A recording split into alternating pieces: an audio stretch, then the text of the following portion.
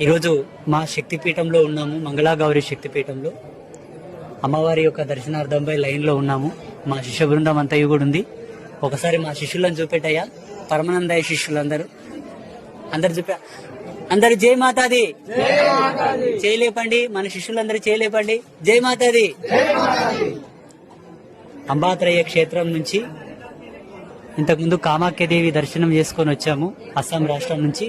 ఇప్పుడు బీహార్ రాష్ట్రంలో ఉన్న మంగళాగౌరి శక్తిపీఠానికి వచ్చాము.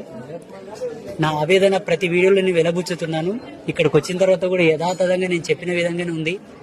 శక్తిపీఠాలకు కనీసమైన మర్యాద లేదు. శక్తిపీఠాలను ప్రభుత్వం పట్టించుకోవట్లేదు.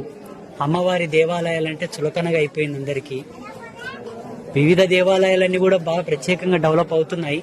శక్తిపీఠాలేం వెలవెలబోతున్నాయి. కావాలంటే మీరు చూడండి, మీకు చూపిస్తాము. శక్తిపీఠాలకు ఏ విధమైన మర్యాద కూడా లేదు. దీన్ని అందరు దృష్టిలో పెట్టుకోవాలి. అమ్మవారిని ఎంత చులకన చేసి చూస్తున్నారో సమాజంలో. శక్తిపీఠం అనే పేరు పెద్దగా ఉంది కానీ ఆలయాలు చాలా చిన్నగా ఉన్నాయి, ప్రాశస్త్యం చాలా తక్కువగా ఉన్నది. అది నా ఆవేదన.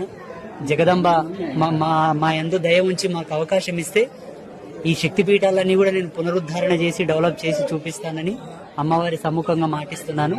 జై మా మంగళ.